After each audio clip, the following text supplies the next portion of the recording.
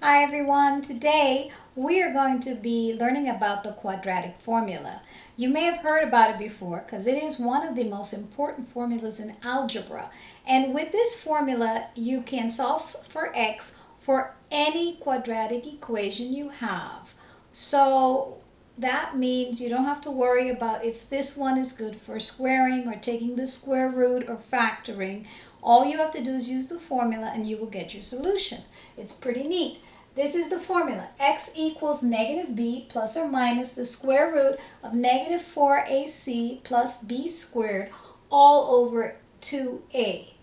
It looks kind of creepy, but it's not. What they did, you had an equation in standard form, which means you have at least the parent function x squared, plus here, and then we moved the x over to the other side of the equal sign so we can then find a perfect square, and then once we have the perfect square, take the square root and solve for x, which was section 22.2, which we did before. Here, we're going to just jump right in and use the quadratic formula and see how easy it is. One thing we're going to keep in mind is something called the discriminant. The discriminant tells us whether or not we're going to have two solutions, one solution, or no solution. And I'll draw attention to that when we get there. So, here's our first equation we want to solve. X squared minus 6x minus 7 equals 0. So first let's find our a, our b, and our c. So our a here is invisible. It's a 1. Our b is here, and it's negative 6. It's very important to keep the sign straight. And our c is here, negative 7. So now we're going to plug everything. X equals negative b. Well, what's my b? Negative 6. So I have negative 6. Two negatives gives me a positive. Plus or minus, big root sign, negative 4. A is 1. C is negative 7. Plus b squared. B is negative 6. So negative 6 squared. All over 2a. What's a? A is 1. So I don't really need to write the 1 here, but I'm going to do it just to be super safe. And now I'm going to rewrite this. So positive 6 I can just write here. And I'm going to solve because I only have numbers here, so I can solve this. And the quantity inside the root, which is this, which I'm going to solve for, that is our discriminant. And it tells us if my discriminant is greater than 0, then I know I'm going to have two solutions. If it's equal to 0, I'm only going to have one solution. And if my discriminant is less than 0, that means I'm not going to have any solution. So let's see what it's going to tell us here.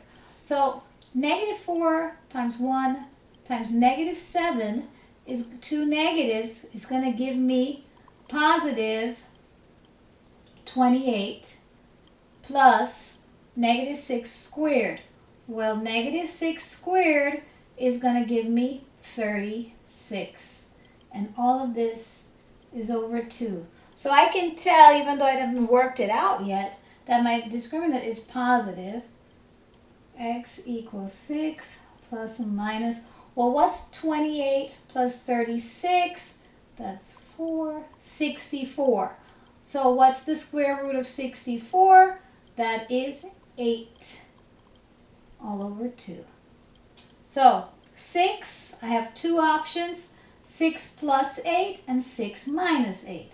So 6 plus 8 divided by 2 is equal to 14 divided by 2, or 7. 6 minus 8 divided by 2 is equal to negative 2 over 2, equal to negative 1. Those are my two solutions. was pretty easy once you identify A, B, and C. Let's do one more. Okay.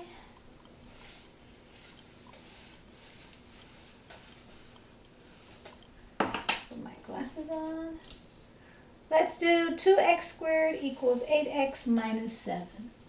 2x squared equals 8x minus 7. For those of you in our class, I'm on page 1063. These are the examples. So here, I need to write my equation better because I want to make sure I have the signs in the right place. So 2x squared, I'm going to bring everything else over. So if I move this over, it becomes negative 8x because I subtract 8x to both sides, and I have to also add 7 to both sides. Plus 7 is equal to 0. Well, this is my A. My A is 2.